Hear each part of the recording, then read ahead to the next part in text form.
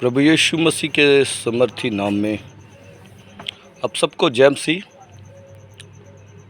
और बहुत सी बातों को हम समाज में, कलीसिया में, प्रचार में देखते हैं और उन बातों को हम सीखकर, और सबसे बड़ा हमारी ज़िंदगी में हमारे जो पास्टर हैं, जिससे आप बपतिस्मा लिया, जो आपको लैन चला रहे हैं ना, जो आपको मार्गदर्शन करा रहे हैं, और ये सबसे बड़ी हमारे लिए चुनौती है, क्या हम किस चीज़ की ओर चलें। जैसे वचन में लिखा है, प्रेरितों के अध्याय 2 में 2 जब हम पढ़ते हैं, वहाँ 42 और 43 में लिखा है, वो लगातार रसूलों की शिक्षा और संगति और रोटी तोड़ना और प्रार्थना में लवलीन रहते थे।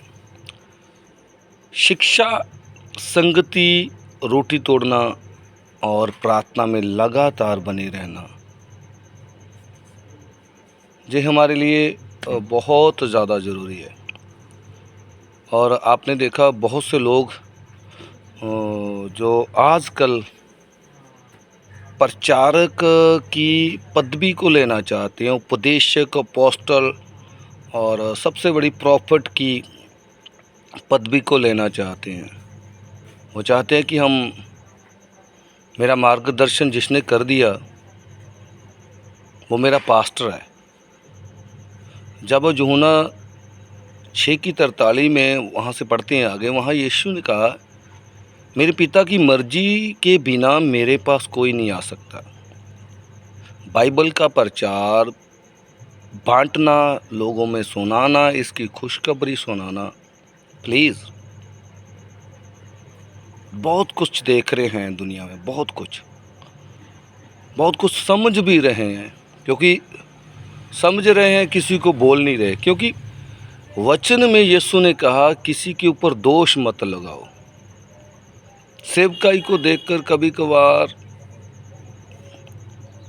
प्रार्थना करते कि प्रभु ऐसा नहीं होना चाहिए, ऐसा ही होना चाहिए।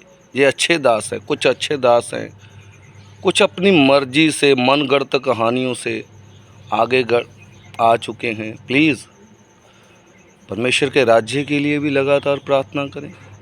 उन परमेश्वर के दास दासियों के लिए भी प्रार्थना करें जो प्रचार की एक आंदोलन में खड़े हैं कि मेरा प्रचार दूसरे की ओर जाए, उसके पास जाए, वो आगे बढ़ाए। ऐसे प्रचारक भी हैं जिनको पता है एक लाइन चल रही है, एक संगति चल रही है, उसके साथ में एक संगति और खड़ी कर देते हैं। वो प्रचारक अपने आप को प्रचारक समझते हैं, पर वो प्रचारक नहीं है।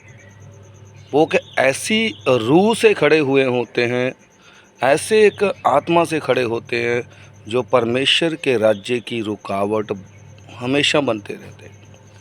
प्लीज़, अगर आप अच्छे अपोस्टल, अच्छे रसूल की शिक्षा लोगे, तो वहाँ लिखा है संसार के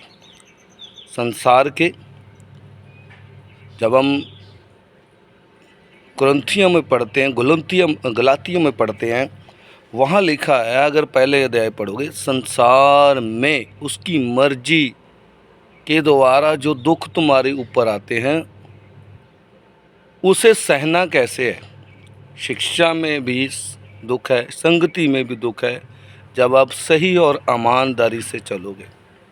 प्लीज़, आप परमेश्वर के राज्य के लिए आए हो तो परमेश्वर के राज्य को चुनो। मैं फेसबुक पे देख रहा हूँ कुछ लीडर लोग, उनको अपनी ही